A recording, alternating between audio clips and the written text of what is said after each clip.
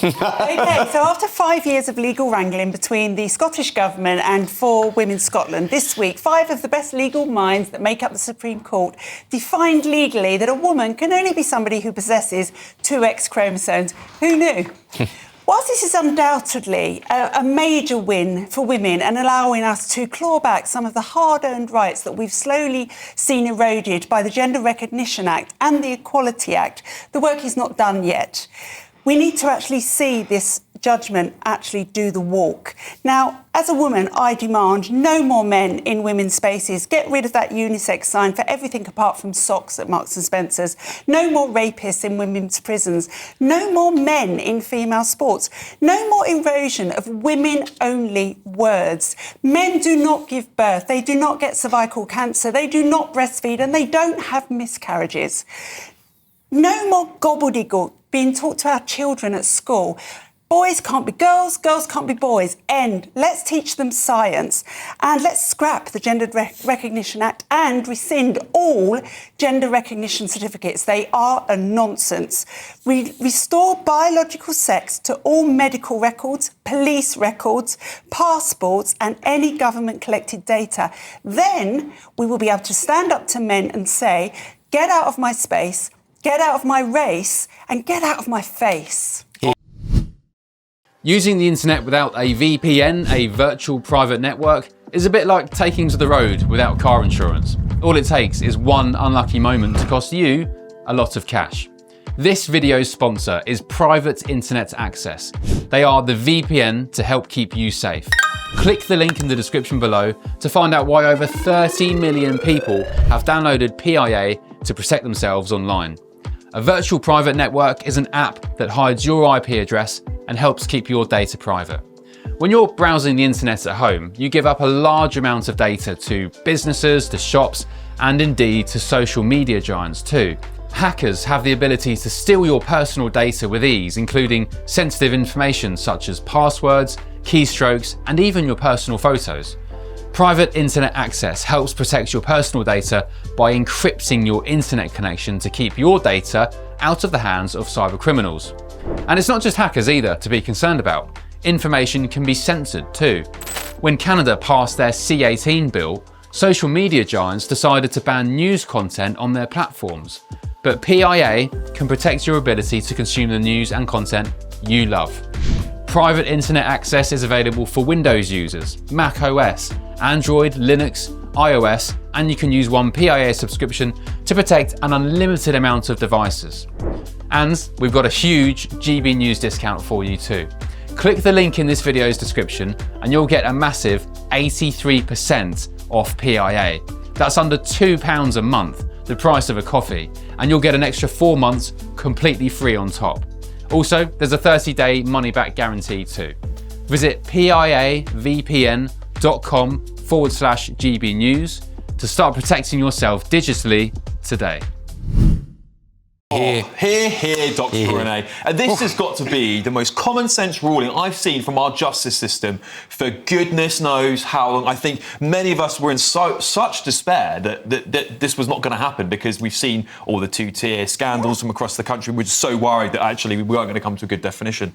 But you know, Kaya, your woke ilk are out today protesting, aren't they? They've gone nuts over the decision that a woman is actually a woman. What do you have to say about that? Absolutely. And the reason I think people are so up in arms about this is because, yes, the legal definition has been settled this week, but actually the effect of this decision and the effect of, quite frankly, this vendetta against trans people that we've seen in the last few years through lawfare and through plenty of other means, the effect will be to increase the huge amounts of violence that trans people already face. Now, what I really don't understand, and I appreciate that women have real concerns about some areas where single-sex spaces are really quite important, but what I don't understand is just the amount of attention put on this particular group of people when we have 70,000 rapes committed 2 years ago, 83,000 child sexual abuses taking place 2 years ago, and 1.7 million women experiencing domestic abuse. And I don't see the amount of attention being put on those. All of those things are important, of course they are.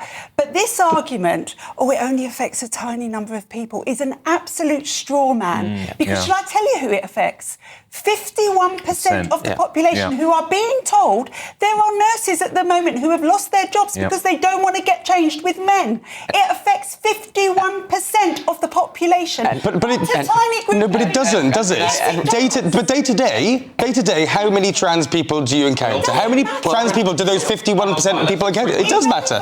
It matters. The wonderful irony about the left putting out this argument is their whole shtick is to stand up for oppressed minority groups. Like, literally, they say all the time, oh, well, we need to think about this oppressed minority or that oppressed minority. If we're going to do the whole, we need to just focus on the most statistically majority of the population, then, you know, that's the right winning. Like, it is not an argument just to say it's a small amount of people and therefore we shouldn't care about it. That is literally what the left does all the time. No, I think for me it makes a mockery of, you know, the women's liberation movement that's gone on for ages, because it's almost like now men have a chance to actually suppress women and what they think, and you've almost just demonstrated it there right now. Women who make up 51% of the population are allowed to express their views, and I think that's the problem. I think some of the more exuberant trans activists have actually caused this on themselves. Rather than going with the public and having the public be on side, they've pushed the public to the point where anyone that disagrees is somehow a transphobe. And that's not true. I think most of us would agree people who've gendered this for deserve the love, the care and attention that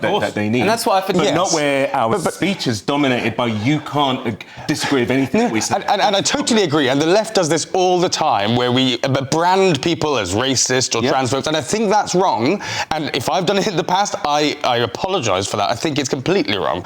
But what I'm saying is, when we talk about all the time about trans rapists, when actually 300 inmates in prison service are trans, there's a tiny minority of people. Listen, this is the point of the ruling. This is exactly the point of this ruling, because it actually gives clarity, and it gives clarity to the law, not only to say, actually, we're going to protect women, which is very, very important, that men, rapists and otherwise can't be put into prisons with people that they could potentially rape. Secondly, what the LGBTQ trans lobby has done over the last 20 years is made normal trans people who don't want to be in the spotlight, who don't want to have a massive voice, just want to get on with their lives. They have put them through hell. They have put them through absolute hell. Before all of this trans lobbying and getting into schools and advocating and all this stuff, they used to have normal lives. Now, unfortunately, that lobby... That is ridiculous. So say the trans lobby's to blame for this, when two-thirds of the last few shows that we've done on this show have had trans topics. It is not the trans lobby that's done this. It is the right wing,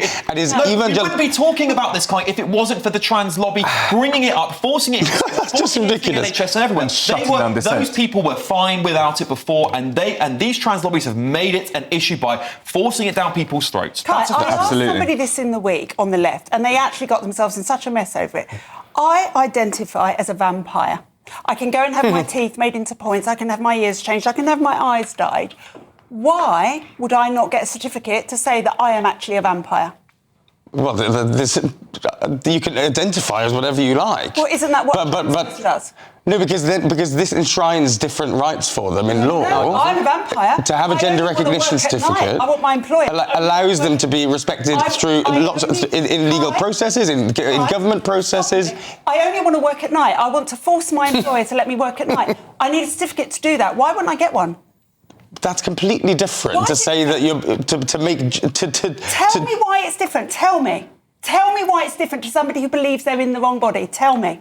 Well, you can identify as a vampire as much as you like, but the reason for that is what? We're going to have to end it at some point.